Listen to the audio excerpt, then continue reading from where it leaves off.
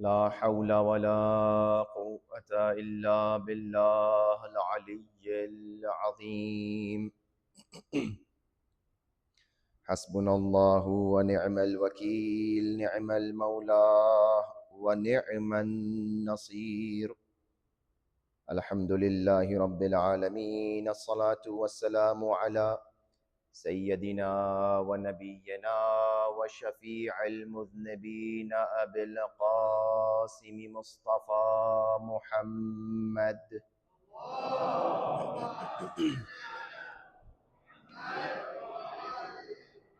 وأهل بيته الطيبين الطاهرين المعصومين المظلومين، واللعنة الدائمة على أعدائهم أجمعين، غاصبي حقوقهم منكري فضائلهم، من الآن إلى قيام يوم الدين.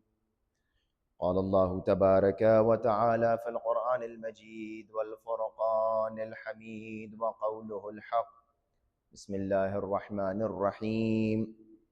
قل إن الموت الذي تفرون منه فإنه ملاقيكم، ثم تردون إلى عالم الغيب والشهادة فينبئكم بما كنتم تعملون. صلوات پر محمد وآلہ.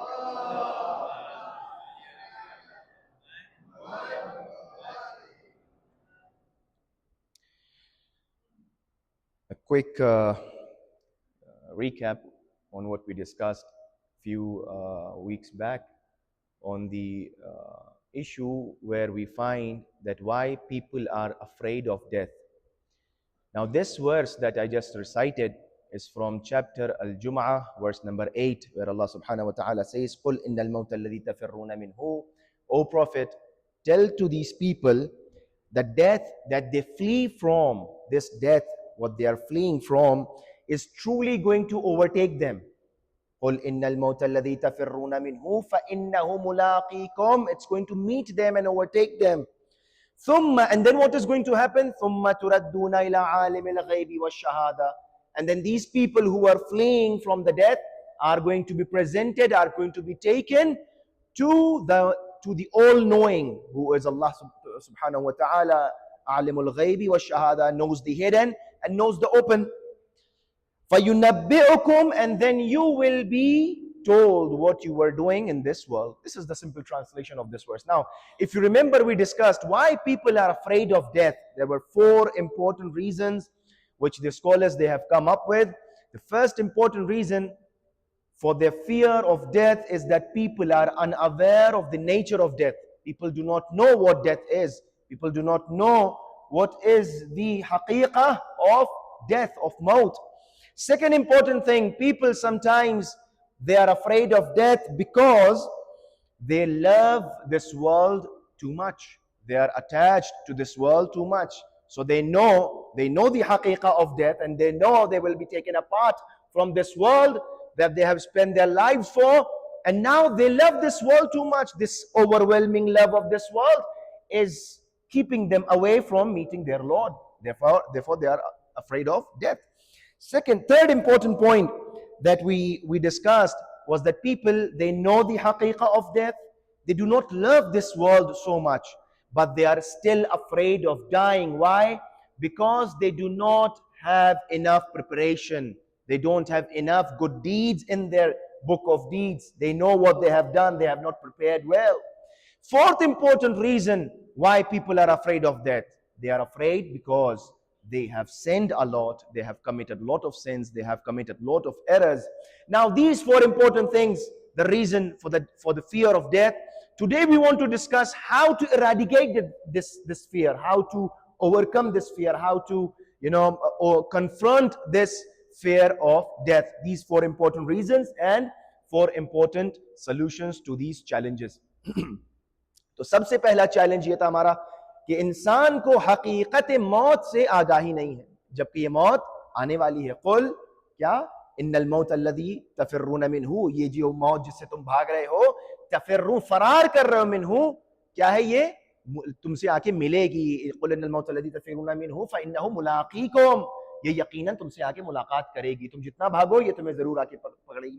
جب آ کے پکڑ لے گی یہ موت تو کیا کہے گی؟ تو کہے گی آؤ چلو دوبارہ کس کے پاس؟ عالم الغیب والشہادہ، اس کے پاس لے کر جائیں گے جو ہر ڈھکی چھپی واضح چیز کو جاننے والا ہے۔ پھر بتایا جائے گا کہ تم اس دنیا میں کیا کام کر رہے تھے۔ اب جب انسان کو پتہ ہی نہیں حقیقت موت کیا ہے تو ظاہر سی بات ہے ڈرے گا۔ جس چیز کی بھی حقیقت انسان کو معلوم نہیں ہوتی ہے اس چیز کا انسان دشمن بن جاتا ہے۔ الانسان اعداء ما جہلوا، انسان جو ہے وہ دشمن ہے اس چیز کا جس کے بارے میں اس کو اس کا علم نہیں ہے۔ مثال کے طور پر کبھی کبھار ایسا ہوتا ہے کہ ہم کسی انسان کو دیکھ کر زبردستی اس کے دشمن ہو جاتے ہیں، ہمیں پتہ ہی نہیں وہ کیسے نیچر کا ہے، جو جیسے ہی اس کا اچھا نیچر ہمیں پتہ چلتا ہے ہم اس سے جو ہے وہ محبت کرنے لگتے ہیں۔ تو جب تک انسان کو پتہ نہیں چلے گا انسان کیسا ہے دوسرا انسان اس سے محبت نہیں کرے گا۔ ایک مرتبہ یہ روایت جو ہے وہ پہلا ریزن کہ انسان کو حقیقت موت نہیں پتا۔ ایک مرتبہ جو ہے وہ 11ویں امام حسن عسکری علیہ السلام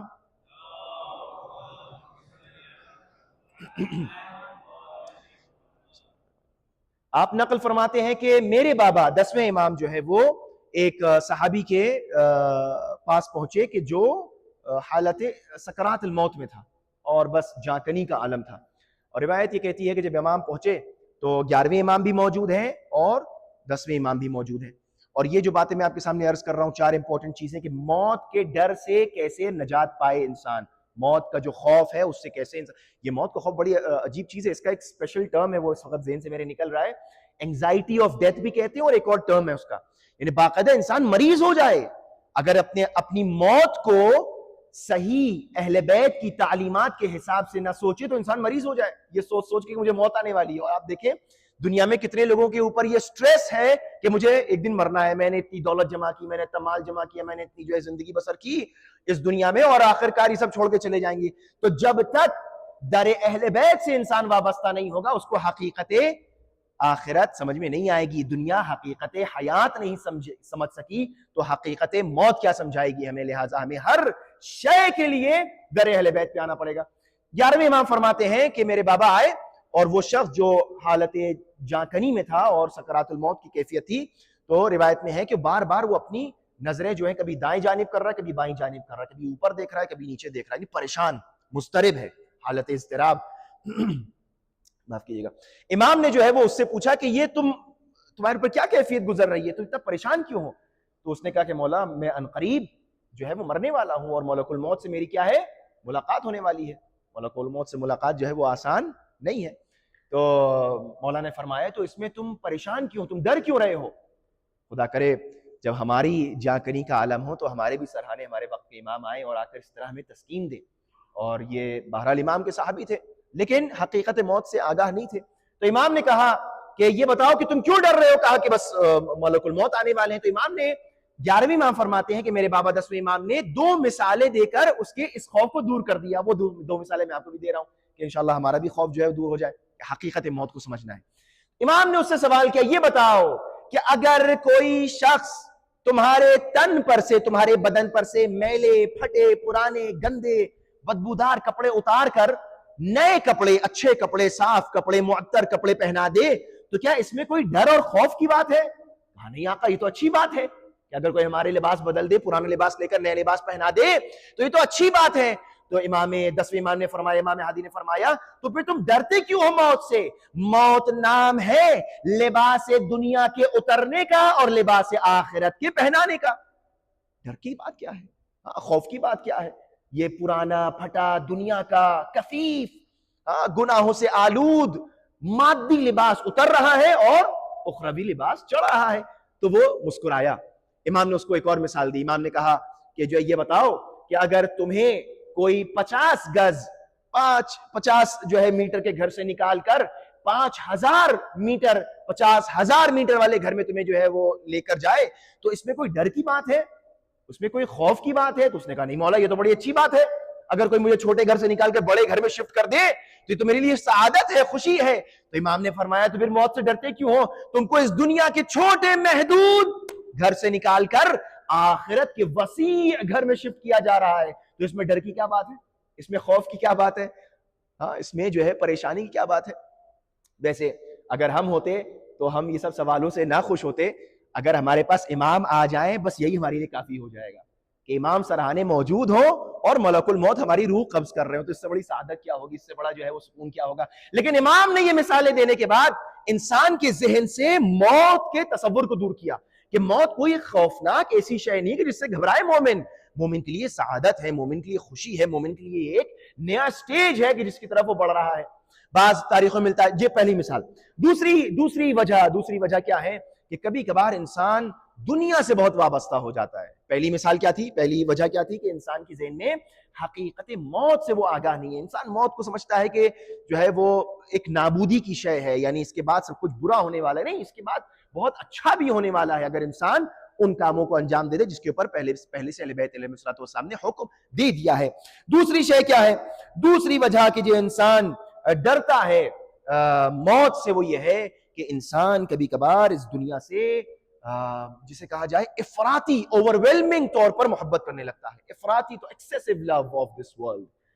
ماں باپ بہن بھائی بیٹے یہ سب بڑی اچھی محبتیں ہیں، لیکن کبھی کبھار یہی محبتیں، تاریخ ہمارے سامنے ہے، میں مثالوں میں نہیں جاؤں گا، کہ بیوی کی محبت، اولاد کی محبت، بھائی کی محبت نے انسان کو امام کی طرف آنے سے روک دیا، امامت کی طرف جانے سے روک دیا. لہٰذا یہ محبتیں اچھی ہیں، لیکن یہ محبتیں اس وقت تک اچھی ہیں جب تک انسان کو دین پر چلنے سے مدد کریں، اللہ کی راہ پر چلنے سے نہ روکیں. دنیا کی محبت، پیسے کی محبت، گھر کی محبت، دولت کی محبت، یہ انسان کو اس دنیا سے نہیں جانے دیتی آسانی سے. بعض روایات موجود ہے کہ امیر المؤمنین علی ابن ابی طالب علیہ السلام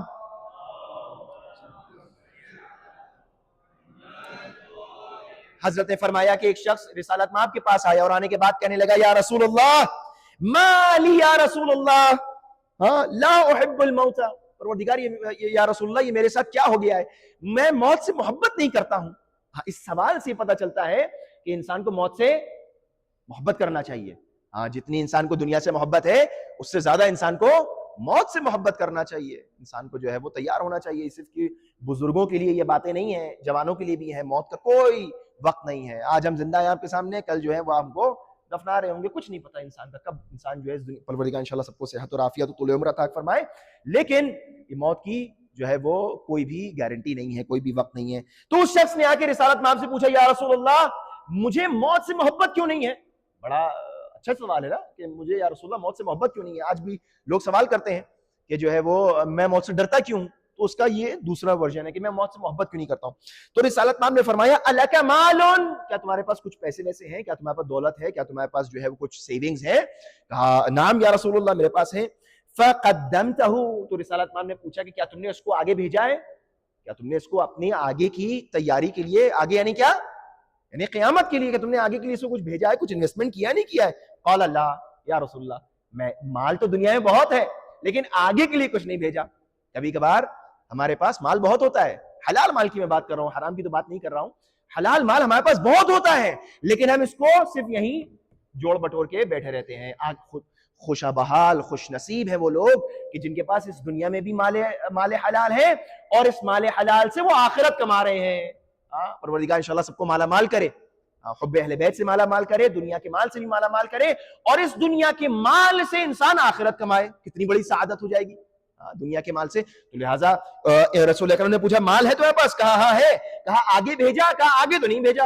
قال اللہ، تو رسالت مآب نے فرمایا اچھا یہ بڑا مسئلہ ہے کہ ہم کچھ چیزیں جو یہاں جمع کر لیتے ہیں. حلال مال کی بات کر رہا ہوں، حلال رزق حلال کمایا. انسان کہتا ہے میں نے رزق حلال کمایا، میں کیوں خرچ کروں بھیا، میں نے رزق حلال کمایا، محنت سے. تم نے محنت سے کمایا ہے، تمہاری محنت ہے، اس میں کوئی شک نہیں ہے، کسی کا پیسہ نہیں مارا ہے، لیکن یہ پیسہ راہ خدا میں خرچ ہونا چاہیے.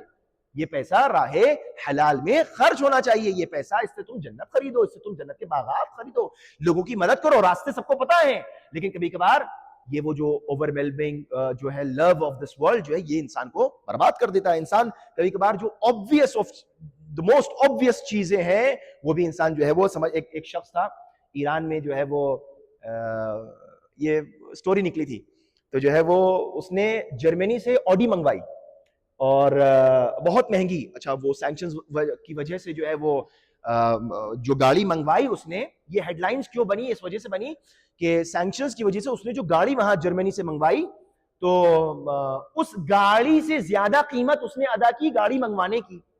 ہاں ٹیکس اور فلاں اور یہاں منگوانا فلاں یہ سب دے کر، تو اس کو وہ ہیڈ لائنز بن گئی.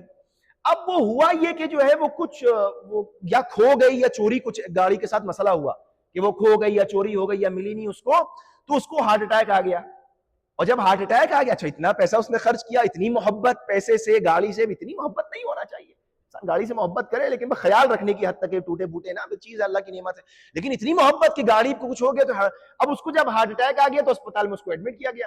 جب اسپتال میں ایڈمٹ ہوا تو گاڑی مل گئی. جب گاڑی مل گئی اور گاڑی کی خبر لے کر پہنچے اس کے پاس کہ تمہاری گاڑی مل گئی، تو وہ مر چکا تھا. گاڑی مل گئی، اب گاڑی کون چلائے گا؟ دوسرے چلائیں گے. جس کی وجہ سے جی رہا تھا، جس کی وجہ سے موت آ رہی تھی، کبھی کبھار ہم لوگ اردو میں بھی کہتے ہیں موت آئی جا رہی ہے، اس کو موت آئی جا رہی ہے گاڑی کی وجہ سے. جس گاڑی کی وجہ سے موت آ گئی وہ گاڑی اس کو دیکھنا نصیب ہی نہیں ہوئی. اتنی محبت صحیح نہیں ہے. کبھی کبھار پیسہ چلا جاتا ہے، آ جاتا ہے، دنیا ہے، اپس اینڈ ڈاؤن ہوتے رہتے ہیں. انسان اتنا زیادہ اٹیچمنٹ، اتنی زیادہ محبت، واقعا خوش نصیب ہے وہ لوگ کہ جن کے پاس دنیا ہے لیکن دنیا سے انہوں نے دل نہیں لگایا. اللہ ایسی دنیا سب کو دے، ایسی دولت سب کو دے، ایسی دولت، اتنی دولت ہو لیکن دولت سے ہمیں دل نہ لگا بیٹھے، ورنہ بڑا مسئلہ ہو جائے گا، بڑا مشکل ہو جائے گا. تو رسالت مام سے پوچھا تم نے آگے بھیجا کچھ؟ دولت تو ہے تمہارے پاس، اس دنیا میں مال ہے، لیکن تم نے آگے بھیجا تو آخرت کے لیے کچھ بھیجا یا نہیں بھیجا؟ وہاں تم کیسے یوز کرو گے؟ کبھی کبھار یہ بینکس میں جو ہے وہ اکاؤنٹس کھلتے ہیں، جو آپ لوگ صحیح زیادہ جانتے ہوں گے. اب یہاں تو یوگینڈا میں ہم ہیں تو شیلنگز میں معاملات ہوتے ہیں، لیکن کبھی کبھار یہ ہوتا ہے کہ اب آپ نے یہاں یوگینڈا میں کسی بینک میں اکاؤنٹ کھلوا لیا، اب آپ چاہ رہے ہیں کہ یو ایس میں جا کے پیسہ نکالیں، تو کہیں گے نہیں صاحب یہاں پیسہ نہیں نکل پائے گا کیونکہ آپ نے ڈپازٹ وہاں شیلنگز میں کیا تھا. اگر آپ نے یوگینڈا میں وہ ڈالرز کا اکاؤنٹ کھولا ہوتا تو یہاں نکل آتے. کبھی کبھار یہ کچھ ہوتی ہیں فیسلٹیز، آپ نہیں یوز کرتے ہیں. تو اب یہاں آپ نے ڈپازٹ ضرور کیا ہے اپنی شیلنگز کو، لیکن وہاں جا کے آپ اس طرف جا کے آپ یوز نہیں کر پا رہے. کیوں؟ صاحب آپ نے چونکہ یہاں انتظام نہیں کیا، یہاں آپ نے وہ اسپیشل سروسز کو یوٹیلائز نہیں کیا. آپ کو یہ کرنا چاہیے تھا کہ اپنے شیلنگز کے اکاؤنٹ کو آپ اس میں بھی ٹرانسفر کرتے تھے کہ آپ وہاں لے سکتے ہوتے. دنیا میں کبھی کبھار ہم جو ہے بڑا مال کما لیتے ہیں، بڑا ہم جو ہے وہ حلال مال کی بات ہو رہی ہے، ہم بڑا مال کما لیتے ہیں لیکن کچھ آگے نہیں بھیجتے، کچھ انتظام کری کے نہیں جاتے کہ وہاں جا کر ہم اس کو نکال سکیں، کیش کروا سکیں. بھئی یہاں کمایا تو کمایا، اچھی بات ہے، لیکن یہ سب جو کما رہے ہیں، الدنیا مزرعۃ الاخرہ، یہ دنیا کیا ہے؟ آخرت کا مزرعہ ہے. جو یہاں بو گے وہ وہاں کھاؤ گے. تو رسالت مآب نے پوچھا کہ تم نے کچھ بھیجا؟ کہا نہیں یا رسول اللہ. تو اب رسالت مآب نے فرمایا، سوال کیا تھا اس کا کہ یا رسول اللہ مجھے موت سے محبت کیوں نہیں ہے؟ مجھے موت سے محبت کیوں نہیں؟ رسول اللہ نے پوچھا مال ہے نہیں ہے؟ کہا مال ہے. کہا آگے بھیجا نہیں بھیجا؟ کہا نہیں بھیجا. اب جواب دیا فَمِن ثَمَّ لَا تُحِبُّ الْمَوْتَ لِأَنَّ الْقَلْبَ الرَّجُلَ عِنْدَ مَتَاعِهِ.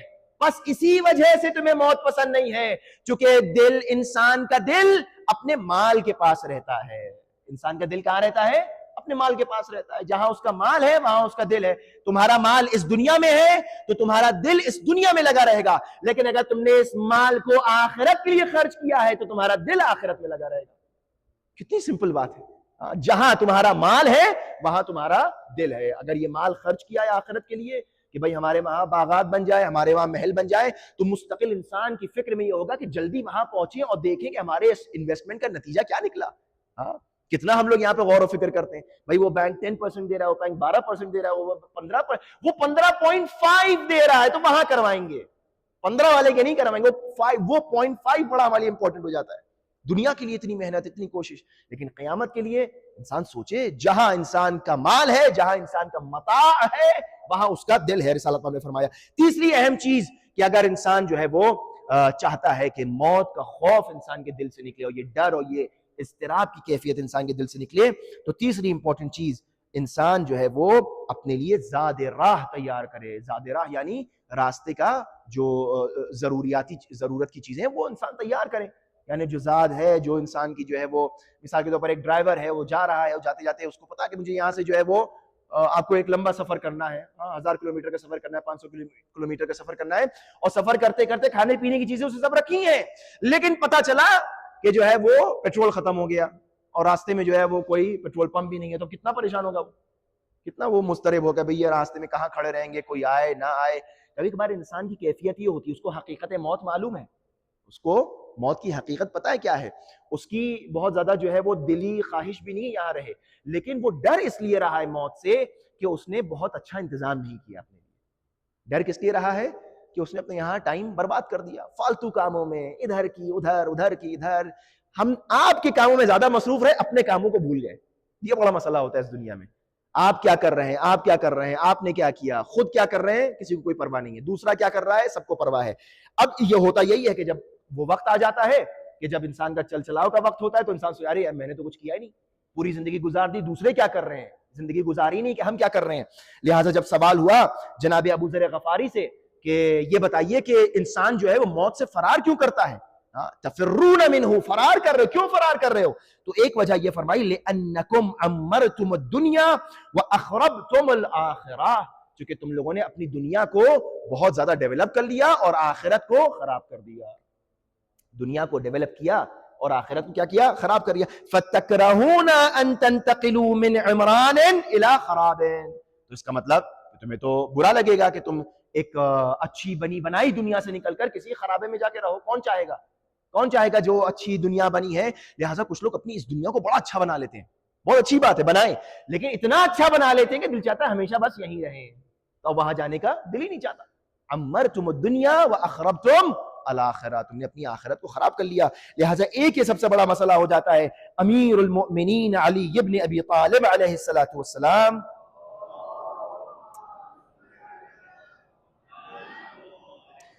حضرت کا بڑا معروف جملہ ہے اور آپ یہ اکثر فرمایا کرتے تھے، آپ یہ کہا کرتے تھے کہ آہ من قلت الزاد وطول الطریق وبعد السفر وعظیم المورد. اللہ اکبر. امیر المومنین جیسا شخص آہ بھرتے تھے. آہ یعنی وہ دل کا درد. انسان جب کہتا ہے آہ، جب تکلیف ہوتی ہے، یہ جسمانی تکلیف نہیں ہے، یہ قلبی درد ہے جس کو امام فرما رہے ہیں. کہتے ہیں آہ من قلت الزاد، کہ افسوس ہے کہ میرے پاس زاد سفر، یعنی جو میرا سسٹیننس ہے، جو میرے سفر کا جو ضروریات ہے وہ کتنی کم ہے. امیر المومنین فرما رہے ہیں جن کو سفر کرنا ہے آخرت کا، جو سفر کرنا سکھا رہے ہیں، وہ ہم کو یہ بھی سکھا رہے ہیں کہ دیکھو یہ نہ سمجھو بہت زیادہ تم نے جمع کر لیا. من قلت الزاد، کہ میرے پاس زاد سفر کتنا کم ہے. وطول الطریق، اور راستہ کتنا طولانی ہے. راستہ کتنا طولانی. یہ قیامت کا سفر جو ہے وہ کسی وقت فرصتوں میں بیان کروں گا کہ یہ برزخ کے بعد سے جو حساب کتاب شروع ہوتا ہے کتنا طولانی یہ راستہ ہے، کتنا طولانی یہ سفر ہے. روایات میں بیان ہوا ہے. وَبُعْدِ السَّفَر، یہ سفر کتنا بعید ہے، یہ سفر کتنا جو ہے وہ طولانی ہے، سفر کتنا جو ہے وہ اس کی مسافت عظیم ہے. اور پھر فرماتے ہیں وَعَظِيمِ الْمَوْرِدِ، اور جہاں میں جا رہا ہوں، جہاں میں لے کر جایا جا رہا ہوں، وَتُرَدُّونَ إِلَىٰ عَالِمِ الْغَيْبِ وَالشَّهَادَةِ، کہاں لے کر جائے جا رہے ہو؟ اللہ کے پاس. عظیم المورد، جہاں داخل ہو رہے ہیں، جہاں جا رہے ہیں، جو ہماری ڈیسٹینیشن ہے وہ کتنی عظیم ہے. کیا اس ڈیسٹینیشن کے حساب سے میرے پاس تیاری ہے؟ کیا جہاں میں جا رہا ہوں، جس خدا کو مجھے اپنا چہرہ دکھانا ہے، کیا اس کے حساب سے میرے پاس اعمال ہے یا نہیں ہے؟ امام یہ فرماتے ہیں. تو کبھی کبھار انسان جو ہے اس سے چوتھی امپورٹنٹ چیز، انسان جو ہے وہ کبھی کبھار اپنے گناہوں کی وجہ سے ڈرتا ہے کہ ہمارے پاس، ہمیں حقیقت موت معلوم ہے، ہمیں بہت زیادہ دلچسپی بھی نہیں ہے اس دنیا میں رہنے سے، ہمارے پاس زیادہ سفر اعمال وغیرہ اچھے کیے ہیں، ہم نے کیا کہتے ہیں نمازیں پڑھی ہیں، ہم نے مجلسوں میں شرکت کی ہے، ہم نے واجبات انجام دیے ہیں، لیکن ہمیں یہ بھی معلوم ہے کہ ہم نے گناہ بھی بہت کیے ہیں، ہمیں یہ بھی معلوم ہے کہ ہم نے معصیت بھی بہت کی ہے. خدا نخواستہ ایسا نہ ہو کہ انسان کچھ ایسی معصیت کر بیٹھے کہ جو نیک اعمال انجام دیے ہیں وہ بھی انسان کے وہاں جل کر راکھ ہو جائے. کچھ میں یہ اس بات کو آپ کے سامنے عرض کر چکا ہوں کہ کچھ اعمال ایسے ہوتے ہیں، مخصوصاً حق الناس، کچھ حق الناس ایسے ہوتے ہیں کہ جو انسان کے اعمال کو خراب کر دیتے ہیں. غیبت ان میں سے ایک حق الناس ہے. گناہ اور معصیت، امام فرماتے ہیں کہ اس دنیا میں رہتے رہتے جتنا ہو سکے استغفار کرو، جتنا ہو سکے پروردگار عالم کی بارگاہ میں استغفار کرو. یہ مجلسیں، یہ دعائے کمیل، یہ بار بار آپ کا یہاں شرکت کرنا، یہ تذکرات بڑے ضروری ہیں. انسان آتا ہے، بیٹھتا ہے، دو باتیں انسان سن لیتا ہے. ہم آپ کے سامنے روایات اور آیات پڑھتے ہیں، اپنے تجربے، اپنی زندگی کے تجربے نہیں بیان کر رہے ہیں کہ جو آپ سمجھیں کہ جو ہے یہ روایات ہیں. ائمہ اطہار نے ہمیں اس طرح سے گائیڈ کیا ہے کہ چلتے پھرتے انسان استغفار کرتے رہے. بہرحال میں یہ روایت آپ کے سامنے پڑھ چکا ہوں ایک دفعہ، لیکن آج آپ کے سامنے وہ عربی کلمات بھی پڑھنا چاہ رہا ہوں کہ 8ویں امام نے فرمایا من لم يقدر على ما يكفر به ذنوبه، جو شخص اس بات پر قادر نہ ہو کہ اپنے گناہوں کا کفارہ دے سکے، استغفار کر سکے، اس کو معاف کروا سکے، تو امام فرماتے ہیں اس کا بھی رائے حل ہے. اللہ اکبر، کتنے کریم ہیں یہ اہل بیت. اس کا بھی رائے حل ہے. کیا فرمایا؟ فَلْيُكَثِّرْ مِنَ الصَّلَاةِ عَلَى مُحَمَّدْ وَآلِ مُحَمَّدْ.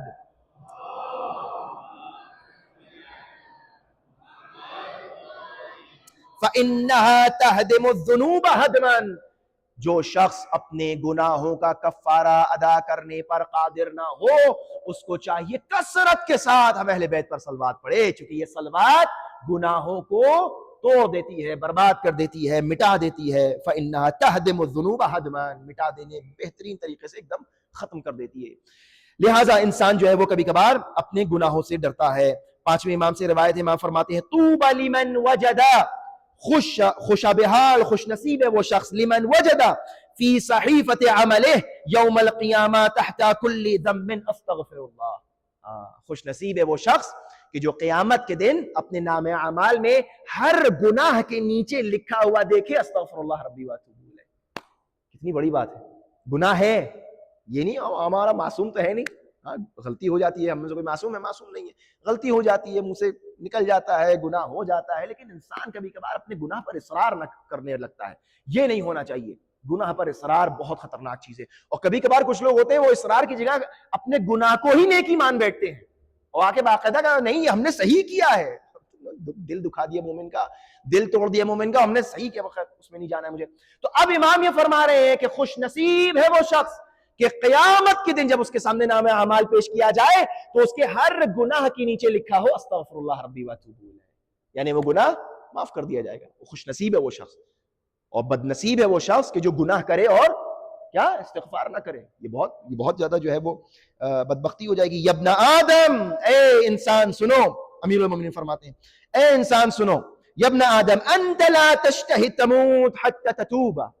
تم اس وقت تک موت کی تمنا نہیں کر سکتے جب تک تم توبہ نہ کر لو. یعنی کبھی کبھار توبہ مانے ہوتی ہے موت کی محبت سے. انسان کو چاہیے استغفار کرے، توبہ کرے، چلتے پھرتے جس طرح آدمی گناہ کرتا ہے چلتے پھرتے اس طرح انسان کو چاہیے توبہ بھی کیا کرے، استغفر اللہ کی تسبیح پڑھے، صلوات کی تسبیح پڑھے دل سے. یعنی وہ زبان والا توبہ نصوح ہونا چاہیے، نہ کہ وہ زبان سے استغفر اللہ استغفر اللہ استغفر اللہ عادت ہو جاتی ہے، وہ عادت والی استغفر اللہ نہیں. حتی تتوب وانت لا تتوب حتی تموت. اور انسان کا یہ بھی مزاج ہے کہ تم اس وقت تک توبہ نہیں کرو گے جب تک موت یہاں گردن تک نہ پہنچ جائے. اس وقت انسان سوچتا ہے اللہ توبہ کر لے، اب چل چلاؤ کا ٹائم آ گیا ہے، اب ہمت نہیں ہو رہی ہے، اب ہاتھ ہل نہیں رہے ہیں گناہ کرنے کے لیے، زبان ہل نہیں رہی ہے غیبت کرنے کے لیے، کمر ساتھ نہیں دے رہی ہے، پیر ساتھ نہیں دے رہے ہیں. اب انسان سوچتا ہے کہ لاؤ کچھ اچھے کام کر لیں. وہ بھی اچھی بات ہے، لیکن جوانی کی عبادت وہ ایک عجیب عبادت ہوتی ہے. لہٰذا انسان کو چاہیے کہ اپنے آپ کو در اہل بیت سے متمسک رکھے. اور اہل بیت اطہار علیہ الصلوۃ والسلام نے بہترین راستے انسان کی گناہ توبہ کو قبول کرنے کے بتائے، اور یہ دعائے کمیل، یہ اعمال، یہ بہترین راستے ہیں. لہٰذا انسان اپنے آپ کو کبھی بھی اہل بیت کے راستے سے دور نہ کرے. پروردگار عالم جو ہے وہ انسان کو ہمیشہ دعا کرنا چاہیے کہ اہل بیت کے راہ راست پر رکھے. اور یہ صلوات کتنی عظیم شے ہے کہ اگر انسان در اہل بیت پر آ جائے تو وہ پروردگار عالم کی مرضی کے مالک ہیں، وہ تمام گناہوں کو معاف کروا دیں گے. جس طرح امام حسین علیہ السلام نے جناب حر سے کہا کہ اے حر کتنے خوش نصیب ہو تم کہ تمہاری ماں نے تمہارا نام حر رکھا ہے، انت حر فی الدنیا والآخرہ. اے حسین، اے حر، میں نے بھی تمہیں معاف کیا اور میرے خدا نے بھی تمہیں معاف کیا. کون یہ جملہ کہہ سکتا ہے کہ میں نے بھی معاف کیا میرے خدا؟ وہ کہ جو مرضی پروردگار کے مالک ہوں، وہ کہ جو نفس مطمئنہ ہوں. جناب حر کون تھے؟ جناب حر وہ ہیں کہ جن کی وجہ سے بچے آج العطش کر رہے ہیں. مجھے بس 2 منٹ کی آپ کی زحمت، تمام مصائب پڑھنا ہے. بچے امام حسین کے خیموں میں العطش کس کی وجہ سے کہہ رہے ہیں؟ جناب حر کی وجہ. اس سے بڑا کوئی گناہ ہو سکتا ہے؟ لیکن جناب حر کا عظیم درس ہمارے لیے یہ ہے کہ لا تقنطوا من رحمت اللہ، کہ کبھی بھی انسان اللہ کی رحمت اور اللہ والوں کی رحمت سے اپنے آپ کو مایوس نہ کر لے. اتنا بڑا گناہ کرنے کے بعد بھی توبہ کی امید اور معاف کر دینے کی امید جس در سے ہے وہ در اہل بیت ہے. لہٰذا آئے ہیں اے آقا حسین. کس طرح آئے کہ ہاتھوں کو باندھ لیا ہے، نظروں کے اوپر پٹی باندھ لی ہے کہ آقا حسین آپ مجھے معاف کر دیے. قدموں پہ گرے. امام حسین نے کھڑا کیا، سینے سے لگایا. اے حر اس وقت اب جب تم دوست بن کر آئے ہو، جب تم دشمن بن کر آئے تھے تو میں نے تمہیں پانی پلایا، تمہارے جانوروں کو بھی ہم نے سیراب کیا، اے حر امام تم سے بہت شرمندہ ہے، آج جب تم دوست بن کر آئے ہو تو حسین کے بچے بھی آج پیاسے ہیں۔ کس طریقے سے امام حسین نے اپنی مظلومیت کا اظہار کیا۔ جناب حر نے کہا کہ آقا میں آپ سے میدان کارزار میں جانے کی اجازت مانگتا ہوں۔ امام حسین نے تأمل نہیں فرمایا، فوراً اجازت دی۔ ایک مرتبہ جاتے جاتے علی ابن حر آگے بڑھے، حر کے بیٹے نے راستہ روکا، کہا اے بابا مجھے آپ پہلے میدان جنگ میں جانے دیجئے۔ جناب حر کا بیٹا گیا ہے، جانے کے بعد جنگ کی ہے، اور جب گھوڑے کی پشت سے گرنے لگا تو آواز دی بابا میری خبر لیجئے۔ بس یہاں سے جناب حر تیزی سے آگے بڑھے ہیں۔ جوان لال کی موت کی خبر سننے کے بعد باپ کتنی تیزی سے آگے بڑھے ہوگا یہ آپ تصور کریے۔ جناب حر یہاں سے تیزی سے آگے بڑھے، اور جب حر علیہ السلام اپنے جوان سال کے جنازے پر میت پر پہنچتے ہیں تو عجیب منظر دیکھتے ہیں کہ وہی مہربان امام حسین حر کے جوان بیٹے کا سر اپنے زانوں پہ رکھے ہیں اور آہستہ آہستہ سہلاتے ہیں۔ جناب حر نے کہا یا آقا یہ آپ کیا قیامت کر رہے ہیں، یہ غلام زادے کا سر آپ کے زانوں پر کیسے؟ ارے یہ زانو علی اصغر کے لیے ہے، یہ زانو یہ گودی علی اکبر کے لیے ہے۔ کہا اے حر امام اللہ اکبر، کیا مہربانی ہے، کیا محبت ہے، کیا لطافت ہے، کیا مغفرت کا مقام ہے۔ کہا اے حر ایسا کبھی کہیں دیکھا ہے کہ بوڑھا باپ جوان کے جنازے پر آتا ہے؟ بس یہ کہہ کر امام حسین نے جناب حر کے بیٹے علی ابن حر کے جنازے کو اٹھا کر خیام کی طرف لے کر آئے ہیں۔ لیکن یہی مولا حسین ہے کہ جو ظہر عاشور کے وقت علی ابن حر کا جنازہ اپنے ہاتھوں سے اکیلے اٹھا کے لے کر آئے، لیکن جب عصر عاشور قریب تھی تو جناب علی اکبر کا جنازہ نہ اٹھا سکے، اٹھانا چاہتے تھے، کمر جواب دے گئی، جنازہ زمین پر رکھا، خیموں کا رخ کیا، اے بنی ہاشم کے بچوں آؤ، اپنے جوان بھائی کا جنازہ۔ الا لعنت اللہ علی القوم الظالمین وسيعلم الذين ظلموا أي منقلب ينقلبون۔ پروردگار ہماری اس قلیل سے عبادت و قبول فرما، پروردگار ہمارے آوازوں پر رحم و کرم نازل فرما، پروردگار ہمارے دلوں کو محبت مودت اور ولایت اہل بیت سے منور فرما، پروردگار ہمارے درمیان جو مریض ہیں ان کے امراض کو دور فرما، پروردگار جو مشتاقان حج و زیارات ان کو حج و زیارات نصیب فرما، پروردگار جو مقروض ہیں ان کے قرضوں کو ادا فرما، پروردگارہ جو بے روزگار ہیں ان کو روزگار عطا فرما، پروردگارہ جہاں کہیں بھی اہل بیت کے چاہنے والے بستے ہیں ان سب کی جان مال عزت و آبرو کی حفاظت فرما، پروردگارہ پرچم اسلام کو سر بلند فرما، پرچم کفر و نفاق کو سرنگوں فرما، پروردگارہ تعجیل فرما ظہور سرکار امام زمانہ میں۔ ربنا تقبل منا انك انت السمیع العلیم وآخر دعوانا ان الحمد للہ رب العالمین۔ ایک مرتبہ سورہ الحمد اور 3 مرتبہ سورہ اخلاص کی تلاوت فرما کر جملہ حاضرین اپنے اپنے مرحومین کے لیے اور مخصوصاً مرحومہ سیدہ پروین بنت اعجاز نقوی، مرحوم سید اعجاز حسین نقوی اور مرحوم حسین موجی کی روح کو اصالِ ثواب